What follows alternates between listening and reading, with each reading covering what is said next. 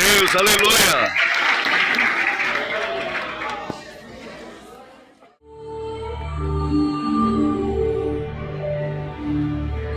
Folheando as páginas do livro sagrado, eu vi Jesus. Vi Jesus nos momentos mais improváveis. Eu vi Jesus sendo o alicerce onde o mundo foi construído. Eu vi Jesus, o Verbo encarnado, comandando a criação. Bastou o som da sua voz para que tudo viesse a existir. E depois da queda, eu vi o príncipe da paz em cada batalha travada e em cada guerra vencida. Cada vez que o sacerdote entrava no templo para sacrificar pelos pecados do povo, eu vi Jesus. Eu vi Jesus, o Cordeiro que morreu para que Isaac vivesse, e também o Cordeiro que foi morto para marcar as casas dos israelitas no dia das tentações. O Cordeiro de Deus estava lá. Eu vi Jesus com toda a vida, em todo o sacrifício que José passou hoje, para que por meio dele não faltasse o seu corpo. Eu vi Jesus quando Ruth encontrou redenção aos pés de Boaz. Eu vi Jesus, o primeiro e o verdadeiro, quando Isaías profetizou o Redentor de Israel. Mas chegou o momento em que percebi que tudo isso era apenas uma sombra. Foi então que verdadeiramente ele chegou. E agora Jesus me foi revelado.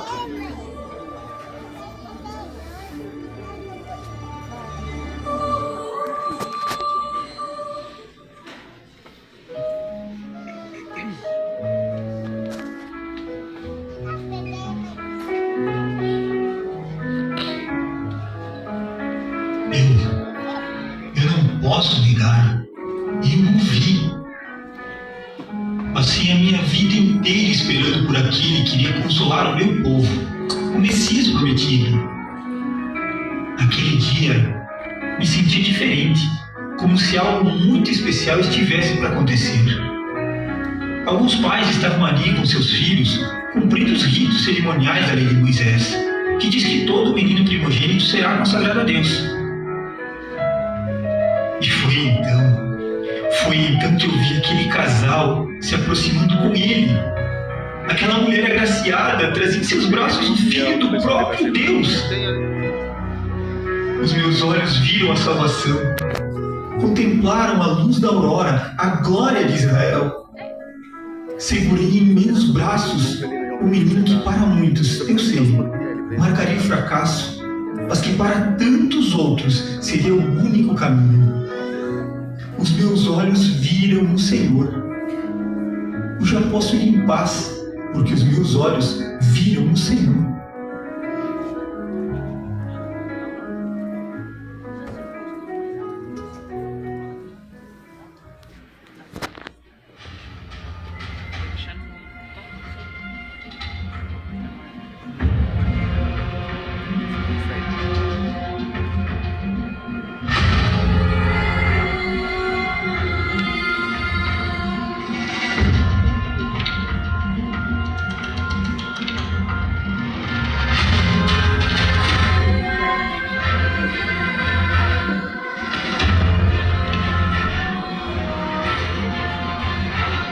Arrependei-vos, porque é chegado o reino dos céus, porque este é anunciado pelo profeta Isaías, que disse: vós do que clama no deserto, preparai o caminho do Senhor e endireitai as suas veredas.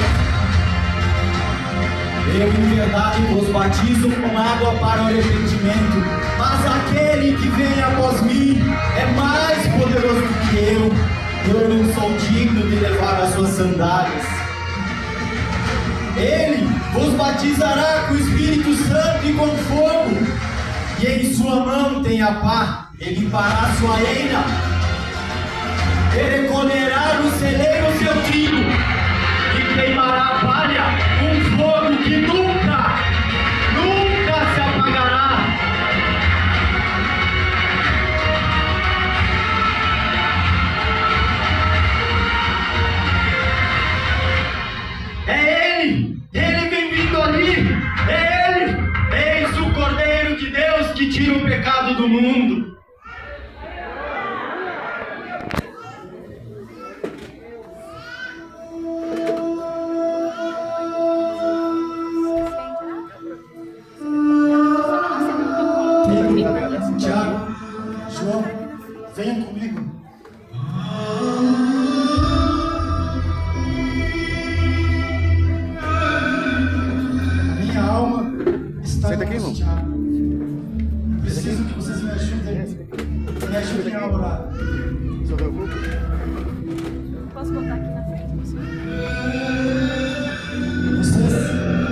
Fique por aqui. Eu vou bastante falar com o pai.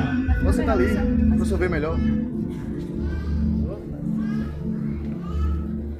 Porque aqui.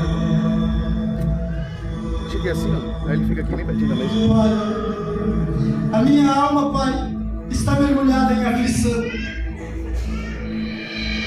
Por isso eu te peço, Pai, se possível, afasta de mim esse cálice. Contudo, Pai, seja feita a sua vontade, Pai, e não a minha. Não, mas aqui daí, não vai encher, cara.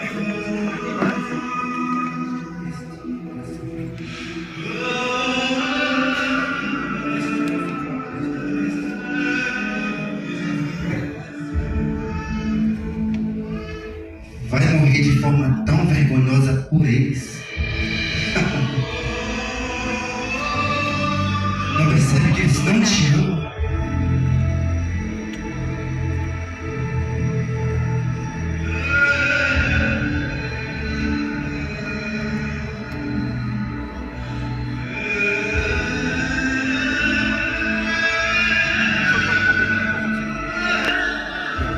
Vocês não puderam vigiar comigo nem por uma hora? Vigiem e orem, para que não caia em tentação. O espírito está todo, mas a carne é fraca. Voltem a orar. Pai, tem misericórdia, Pai. Tem misericórdia de mim. O desespero, Pai, tomou conta da minha alma e do meu corpo, Pai. Penso que não vou suportar. Está vendo só? Enquanto você sofre tão profunda angústia, aqueles a quem você tanto ama.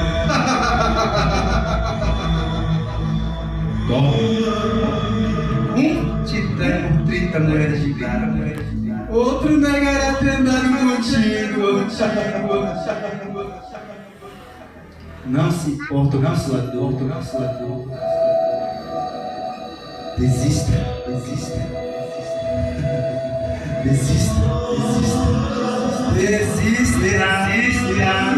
Eles não te amam. Eles não te amam.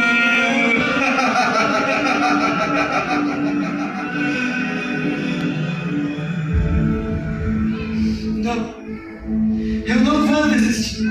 Eu não posso desistir. Pai, ajuda a cumprir a minha missão, Pai.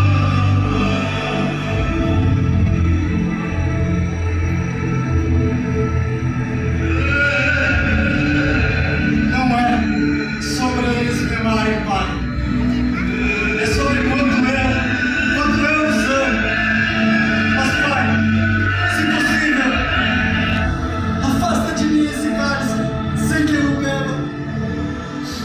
Contudo, Pai, seja feita a sua vontade e não a minha.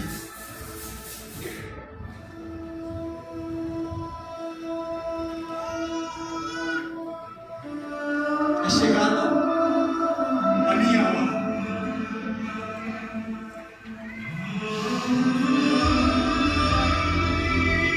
Vocês ainda dormem e descansam?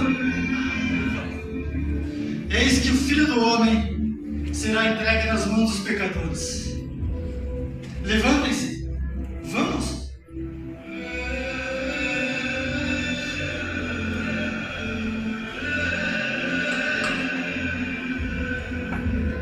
Aí vem aquele que me trai.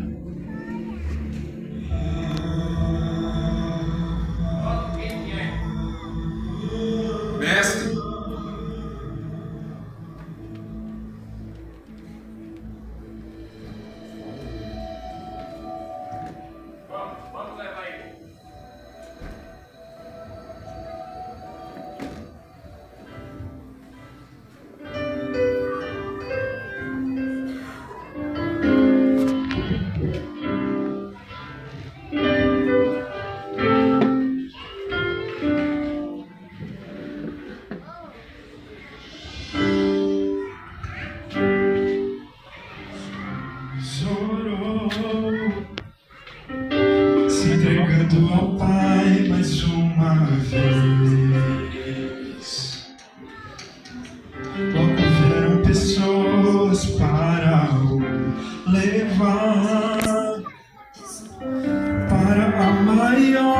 das provações.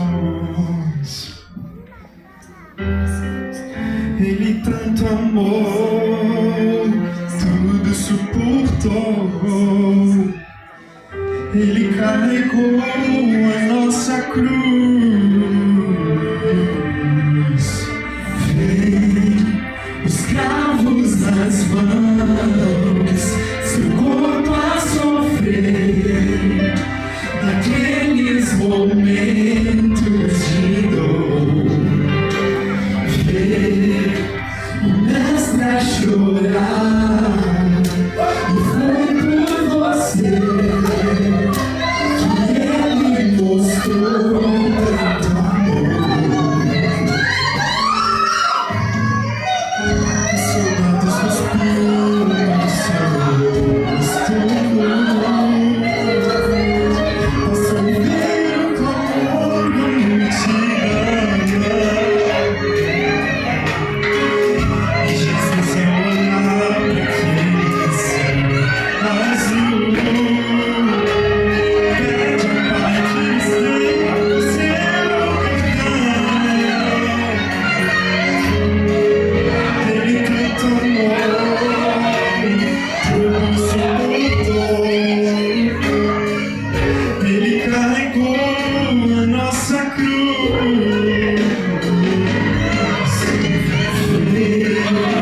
Escravos nas mãos, seu corpo a sofrer, naqueles momentos de ver o mestre a chorar. E foi por você que ele mostrou tanto amor. Ele tanto me amou, ele tudo por mim suportou, carregou minha cruz.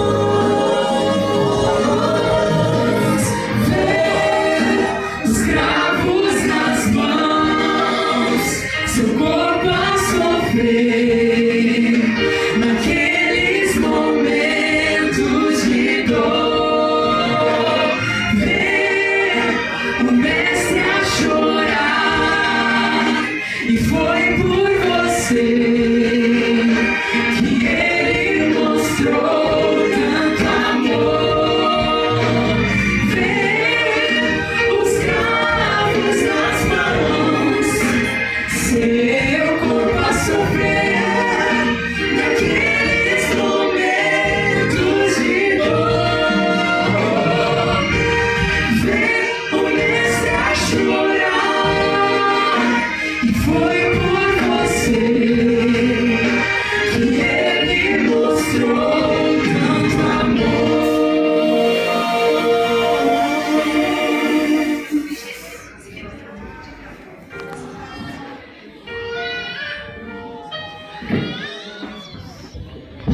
Para todos, para quem não me conhece, o meu nome é Gisele e minha missão nessa noite é provar para vocês que Jesus sofreu muito além do que você imagina para pagar pelos nossos pecados. As palavras que vocês ouvirão a seguir não são minhas. O relato é de um grande estudioso francês, o médico Dr. Barber, que depois de muitos estudos escreveu o seguinte: eu sou cirurgião e professor de anatomia há muito tempo. Por anos vivi em companhia de cadáveres enquanto dedicava minha carreira ao estudo da anatomia humana. E depois de muitos estudos, venho falar para vocês o que foi a morte de Jesus sob o ponto de vista médico. Lucas, que por sinal também era médico, foi o único evangelista a detalhar que Jesus suou gotas de sangue enquanto orava no Getsemane. O suar em sangue, ou hematidrose como nós médicos conhecemos, é um fenômeno raríssimo. Para acontecer, é necessário que a pessoa esteja com uma fraqueza física extrema, acompanhado por um choque moral violento causado por forte emoção ou grande medo. O pavor, a agonia, a angústia terrível de se ver carregando todos os pecados do mundo cria uma capilares, localizadas logo abaixo das glândulas sudoríparas, se rompem.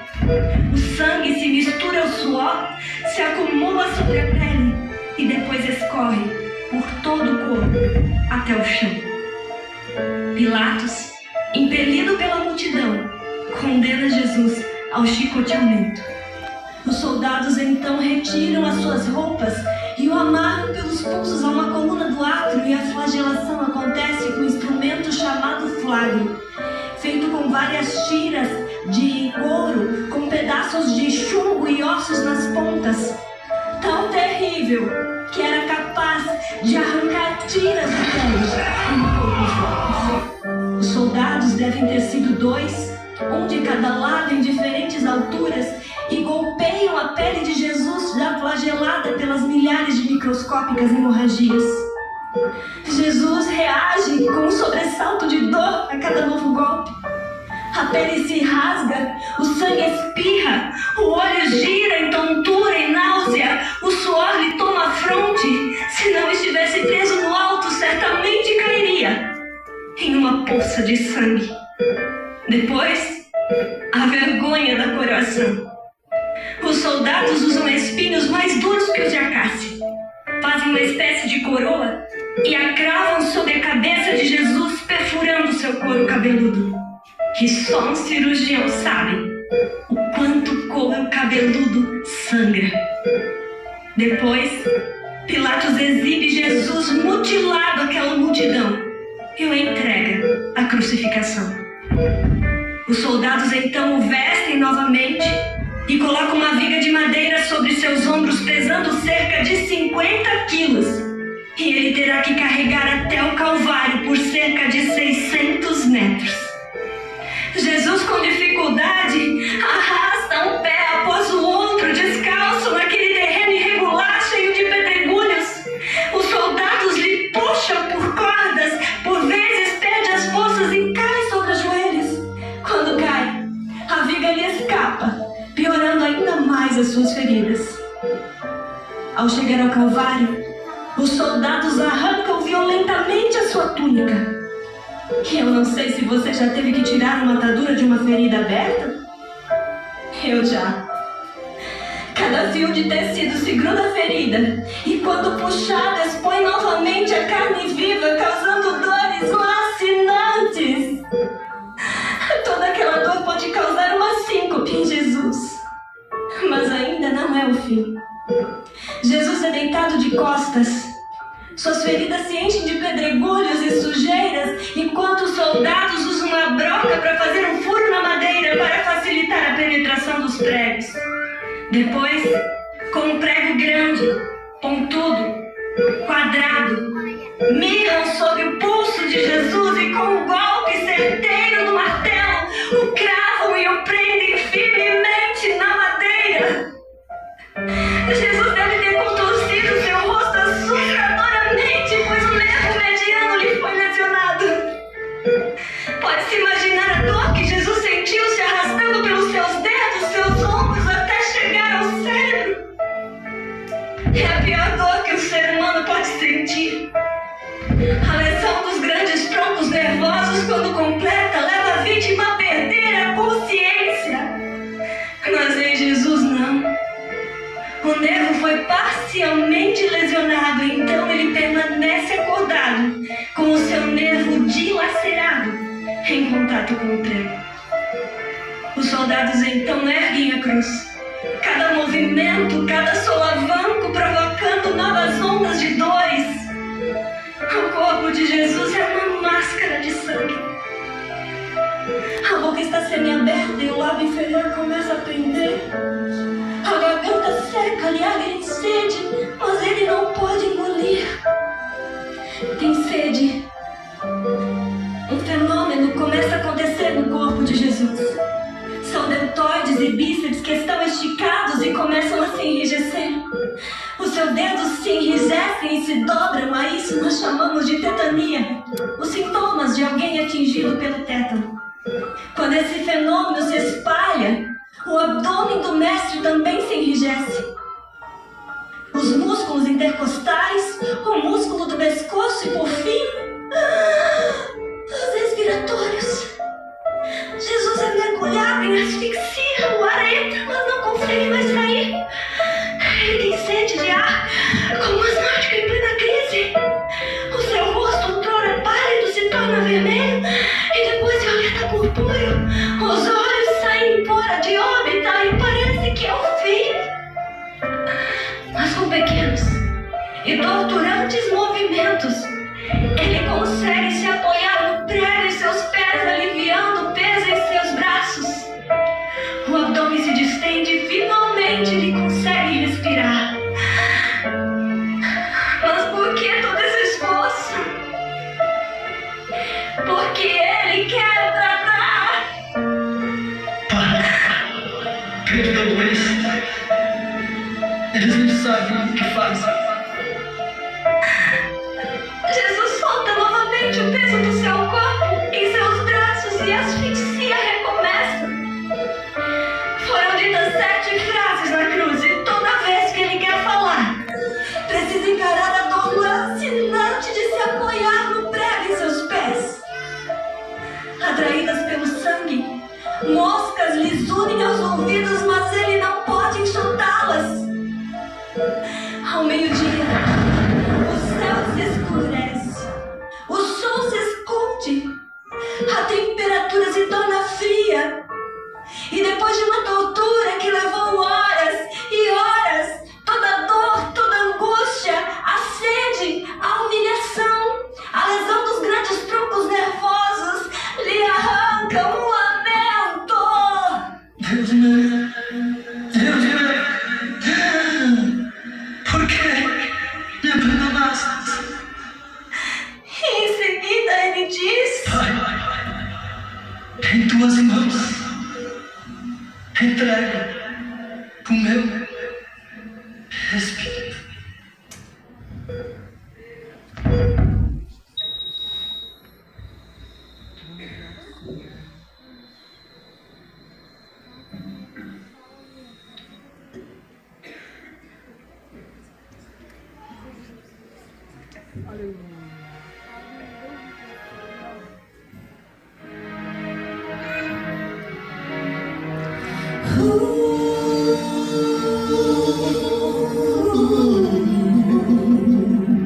A coroa que ele usou não era de ouro, apesar de o coroarem como um rei. Não era de rubi ou diamante, mas era feita só de espinhos vivos.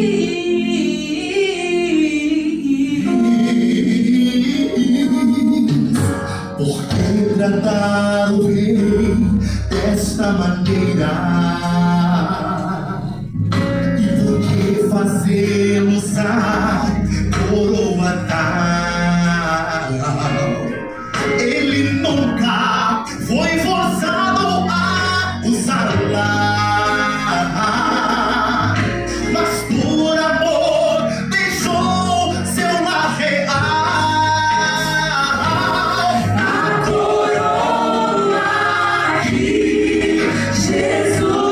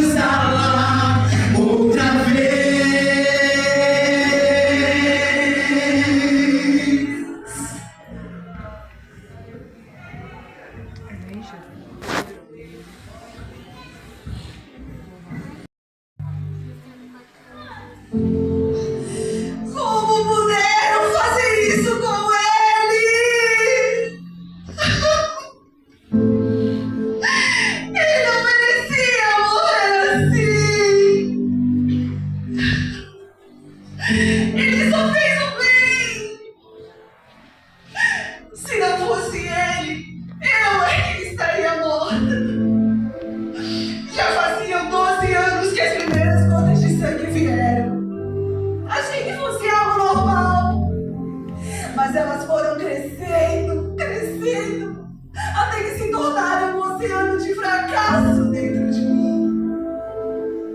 Uns diziam que era maldição. As lágrimas que decidiram dançar sobre o meu rosto e as vergonhas em que eu passei não estão escritas nas páginas da Bíblia. A saúde se despedia do meu sangue. Pareciam que nunca mais iriam morar dentro de mim. A fraqueza que me consumia. Mas naquele dia, ele passou pela aldeia. Eu jamais posso esquecer daquele dia. Eu nunca vi tanto amor em uma única frase. Ele olhou em meus olhos e disse: vai em paz, a tua fé te salvou.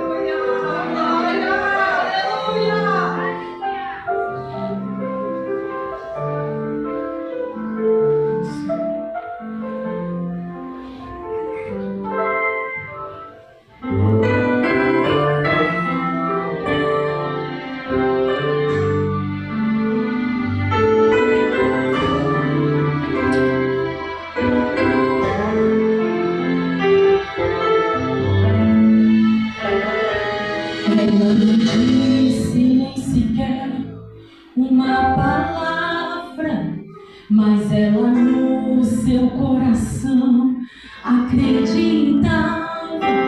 Se tão somente eu tocar nas vestes dele, sei que vou sair curada.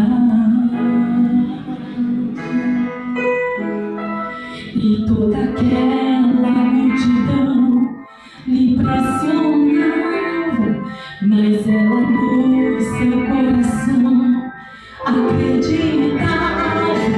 Se tão somente eu tocar nas vestes dele, sei que vou sair curada. Ela tocou e saiu de mansinho, nada falou, só seguiu seu caminho. Achou que o mestre não veria, que nada sentiria em meio à multidão. Ele parou, comigo e gritou, ele tocou com amor e carinho. Foi pela essa atitude que eu senti de mim sair e ela com lágrimas nos olhos me falou: não vou negar, Senhor, fui eu que te tocou. E aquela voz, você suave, simplesmente falou: vai em paz, a tua fé te salvou. Toque nas vestes dele, toque nas vestes dele, toque nas vestes dele e receba a tua vitória. Toque nas vestes dele, toque nas vestes dele, o milagre ele vai fazer agora.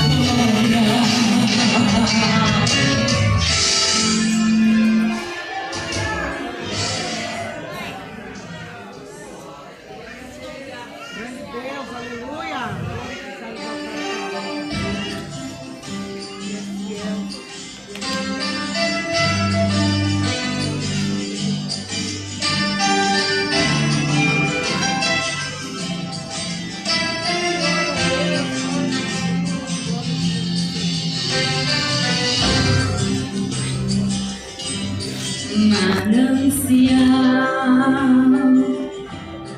fonte de vida, de onde eu preciso e quero beber todos os dias. Bem mais que um desejo, essencial pra sustentar a minha vida, Senhor Jesus. Eu tenho sede de ti, minha alma anseia por ti, só me satisfaz quando estou junto aos teus pés. Eu tenho sede de ti, minha alma anseia por ti, manancial, única fonte de vida tu és.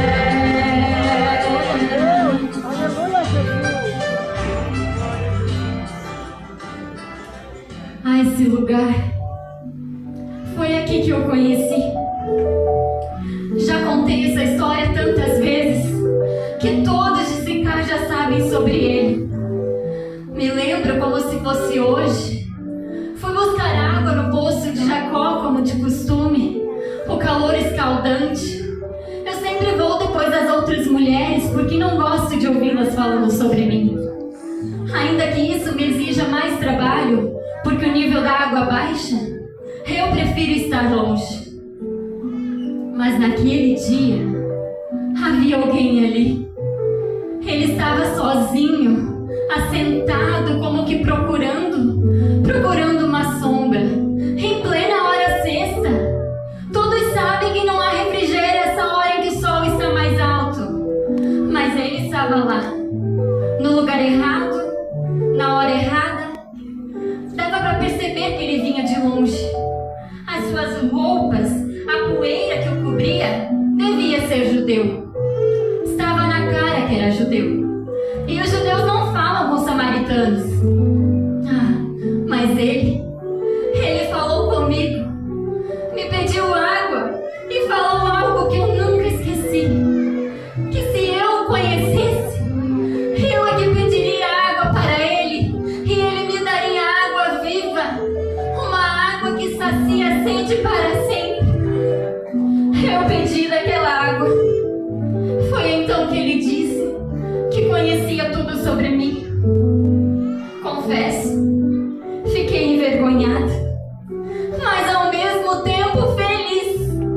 Finalmente um profeta. Depois de 400 anos sem nenhum, eis que estava ali na minha frente, um profeta. Nós, mulheres samaritanas, não tínhamos acesso aos mestres, e eu tinha muitas dúvidas.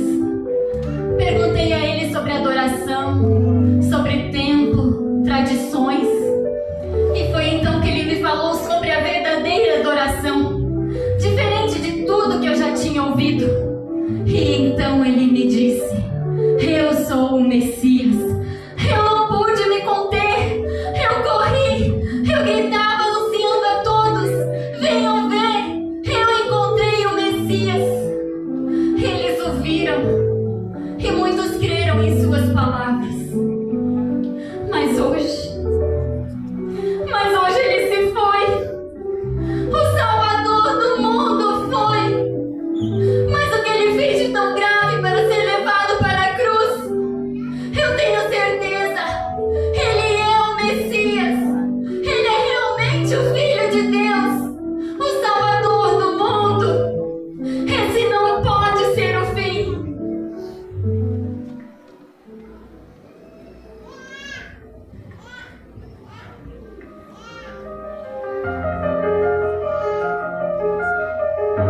Não pode ser.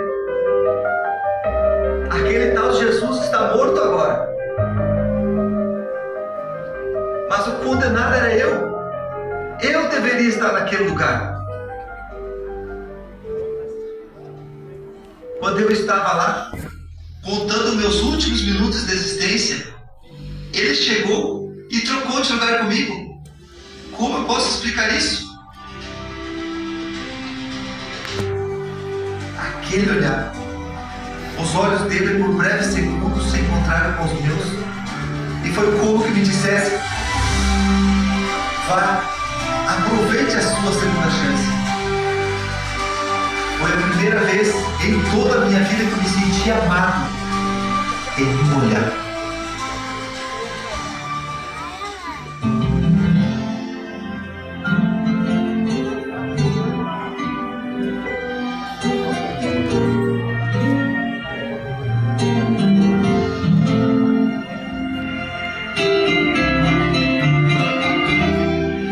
No fundo de uma cela fria estava eu e a solidão. A alegria tinha ido embora, eu esperava a hora da execução. O pranto molhando meu rosto e eu revendo meus pecados. Me vi num beco sem saída, pois durante a vida eu fiz tudo errado. E eu sofrendo ali desesperado, chegou um soldado, tirou as correntes e falou pra mim: você vai se livrar da morte, é seu dia de sorte, você pode ir. E ele disse: vai em paz, você não tem mais nenhum motivo pra ficar. Outra pessoa vai morrer em seu lugar. Eu era um criminoso e ele era sem pecado. Eu estava sendo solto e ele sendo condenado. Eu era a malícia e ele era sem maldade. Eu era a mentira e ele era a verdade. Eu estava em plena guerra, ele trouxe-me a paz. Ele era Jesus Cristo e eu era Barrabás.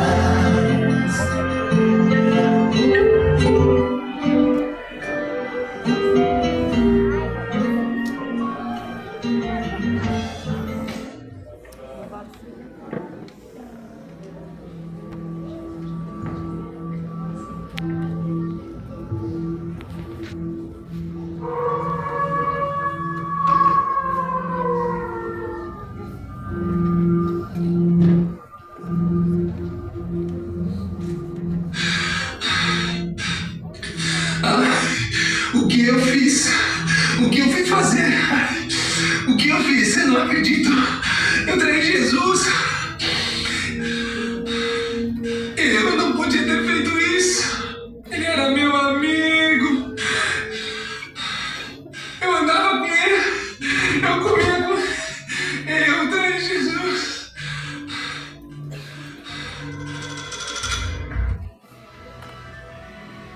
Eu sou Judas. Me chamam traidor. E você? Você também não trai Jesus quando acessa aquele site proibido? Quando ouve pessoas ridicularizando o nome dele e você não se posiciona? Você também trai Jesus quando sabe que precisa levar o amor dele a todos e não faz. Pessoas estão clamando e você se cala. Você também trai Jesus.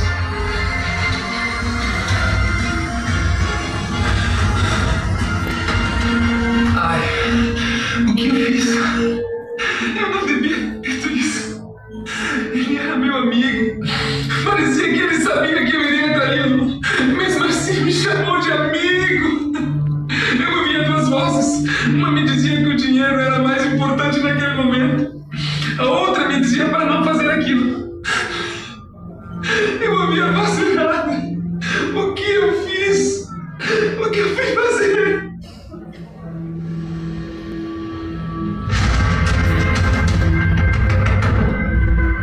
Muito prazer. O meu nome é Judas. E o seu?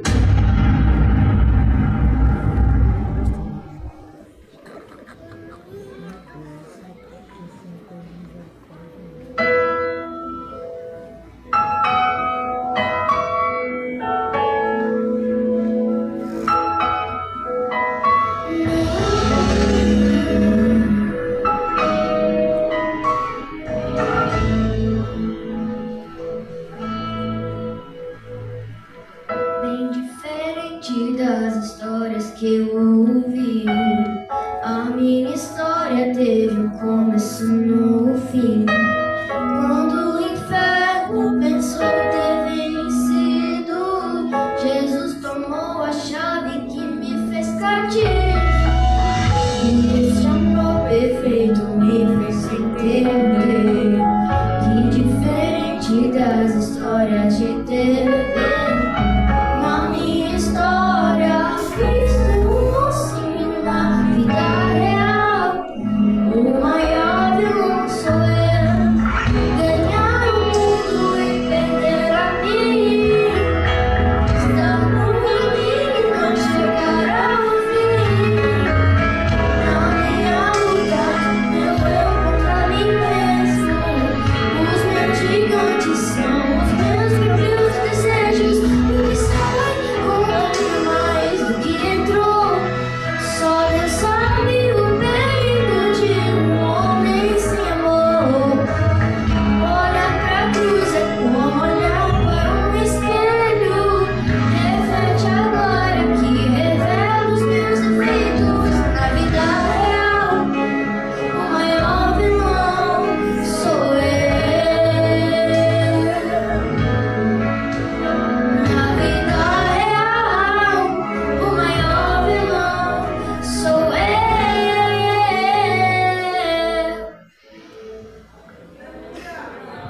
Glória a Deus, aleluia.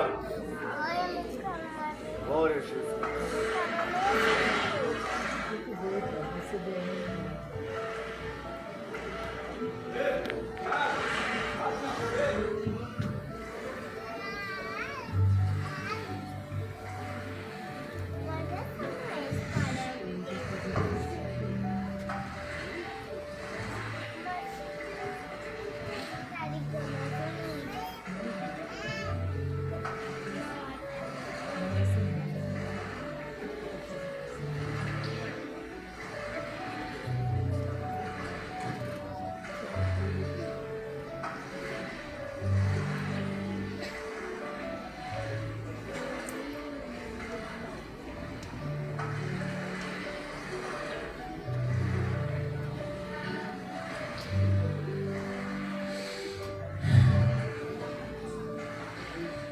Eu ainda não consigo acreditar que ele se foi.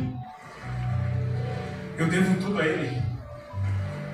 O grande rei contar com um mero pescador como eu.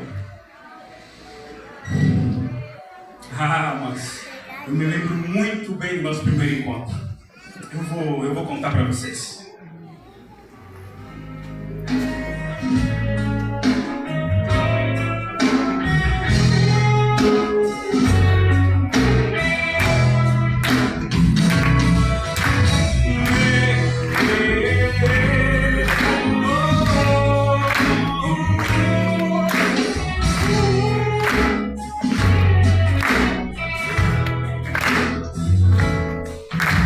Pedro, você não sabe mais lançar as redes. Você desaprendeu a navegar. Ô Pedro, você parece que está preocupado. Vai, lave suas redes e volte a pescar. Pedro, eu sei que trabalhou a noite toda e está cansado de tanto tentar. Pedro, eu sei você é dono desse barco, mas Pedro, eu sou o dono desse mar. Volte agora para o barco e escute o que vou falar. Sobre as minhas palavras você vai lançar. E fazendo assim, era tanto peixe que a rede trazia. Sim, mas peixe demais faz o barco afundar. Chame os barcos do lado, comece a compartilhar. Só será maravilhoso maravilhosa pra quem sabe amar. Não deixa a rede te enganar, não deixa o barco te enganar. Só será maravilhosa pra quem sabe amar. Amar, amar, amar, amar. Só será maravilhosa pra quem sabe amar. E aí eu larguei tudo e fui com ele. Foram tantos aprendizados, tantas promessas, quantas curas, tantas histórias que eu jamais vou esquecer. Pedro, Tiago, o nosso mestre, ele desafiava até mesmo a morte. Eu vou contar uma história para vocês. O rosto daquela mãe, a alegria, o brilho em seus olhos, eu jamais vou esquecer.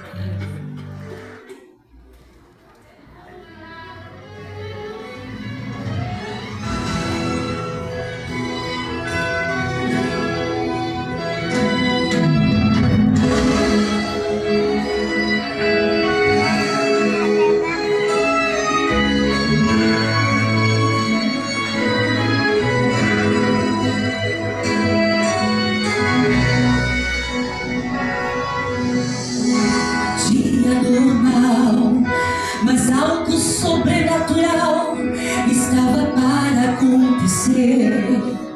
Pelas ruas da cidade seguia um cortejo de um funeral. De um lado vem vindo uma multidão, corações alegres e cheios de fé. Acabaram de assistir mais um milagre do homem de Nazaré. Vem vindo uma outra multidão, mas o que se ouve são vozes de pranto, e o que se vê são pessoas chorando. O moço morreu e agora é hora de sepultar. A tristeza caminha rumo à alegria, a esperança caminha rumo ao desespero. De um lado Jesus e do outro o morto, a vida e a morte agora se encontram. Todos param pra ver o que vai acontecer. Jesus fica a olhar da viúva que perdeu seu filho e agora está em pranto. Ele fala: não chores, toca na mão o Espírito e traz de volta a vida aquele moço. Cancela o funeral, o morto reviveu, encerra o cortejo, todo mundo acabou. Põe o caixão fora, pode fechar a cova, não tem morto pra enterrar porque o milagre aconteceu. Cancela o funeral, a data foi mudada, a morte desse moço acaba de ser adiada. Jesus chegou e não é pra lamentar, veio pra fazer milagres. Quando ele chega, o pranto vira festa. Quando ele chega, a morte dá lugar à vida. Quando ele chega, tudo se transforma e até a tristeza salta de alegria.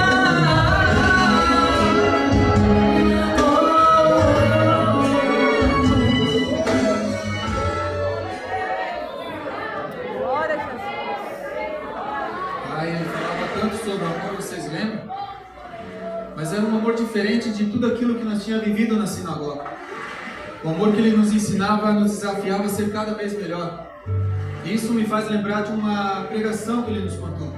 Aquela mensagem mudou o jeito de eu ver o amor, mas também mudou o jeito de eu viver este amor.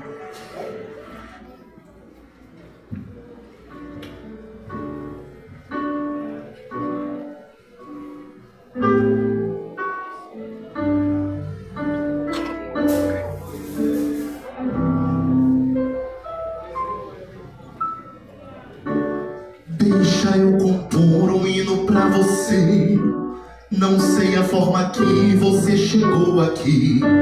Um dia um certo homem assaltado foi, espancaram ele até no chão cair. Enquanto ele sangrava, um cidadão passou. Era um sacerdote, fingiu que não viu.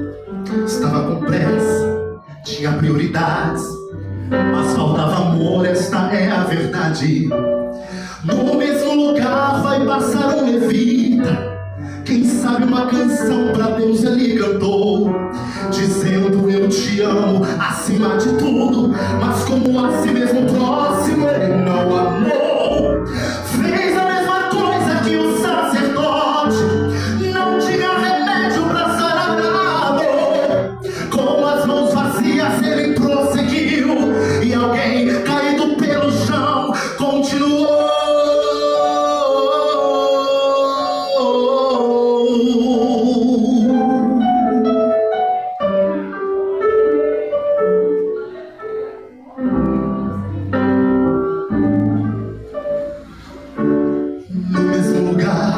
Samaritano vem, eu não sei o nome da sua religião, não sei como ele cantava, se muito bem orava, eu só sei que o culpado estavam suas mãos.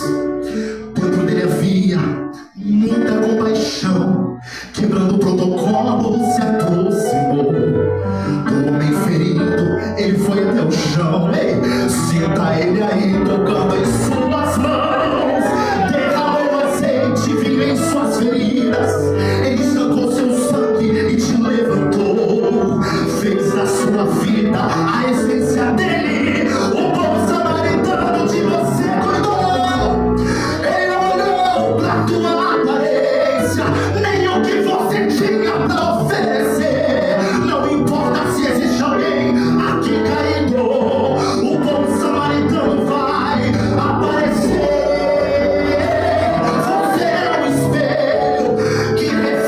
A imagem do Senhor, não chore se o mundo ainda não notou, já é o bastante Deus reconhecer o teu valor. Você é precioso, mais raro que o ouro puro de Ofir. Se você desistiu, Deus não vai desistir, Ele está aqui pra te levantar.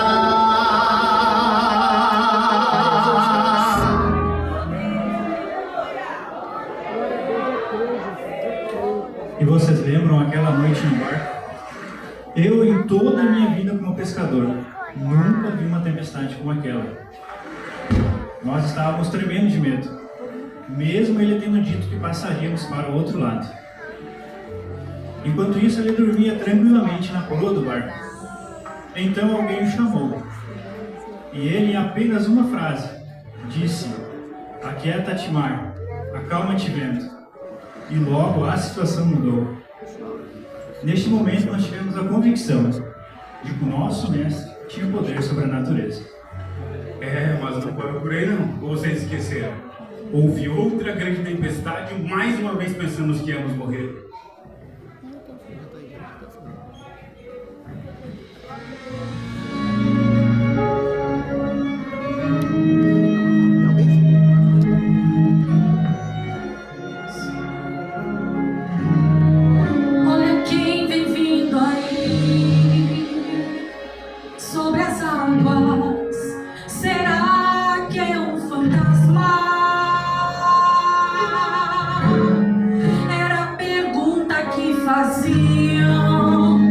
Pois não entendiam que era Jesus que ali estava.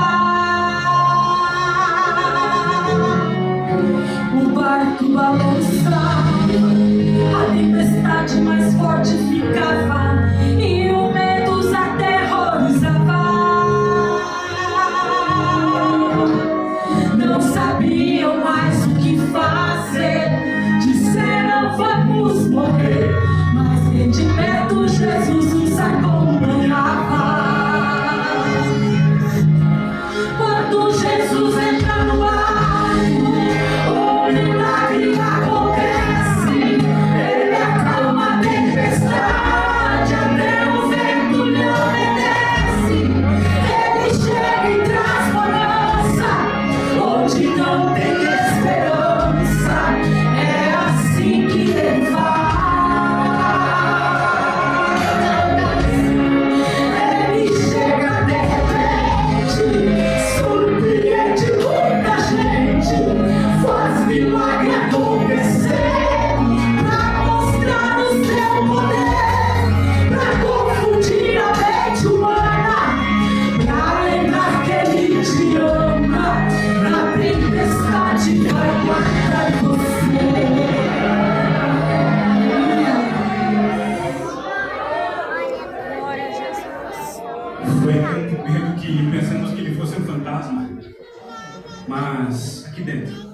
alguma coisa me dizia que era ele.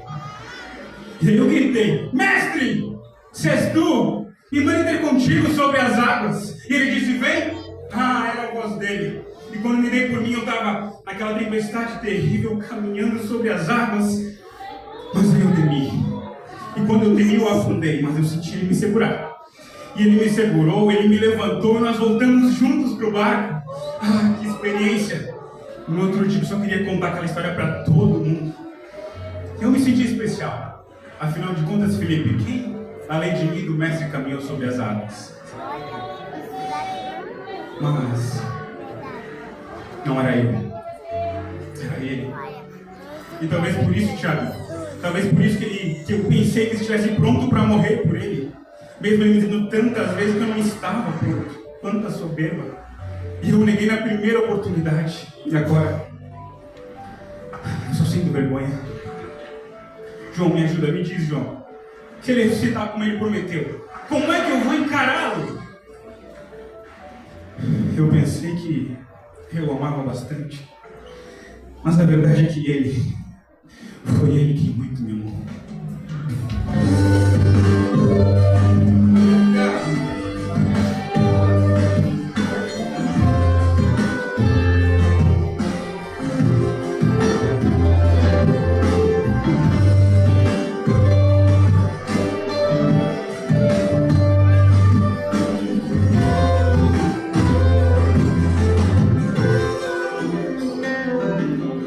Mesmo sendo assim, pobre pecador, Deus me ama. Mesmo sendo falho, mesmo sem merecer, Deus me ama.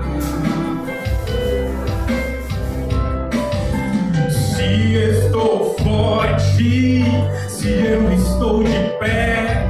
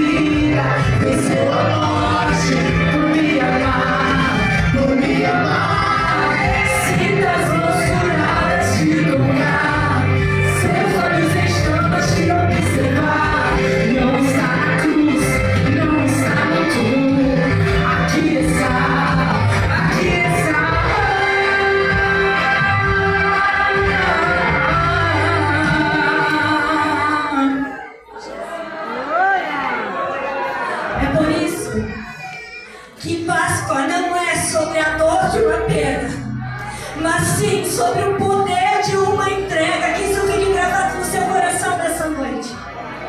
Uma entrega que não nos mostrou o caminho, uma entrega que nos liberou o acesso ao Pai, uma entrega que nos revelou que o nosso culto não terminou na cruz, não terminou no Calvário, não terminou na ressurreição, mas vai continuar por toda a eternidade.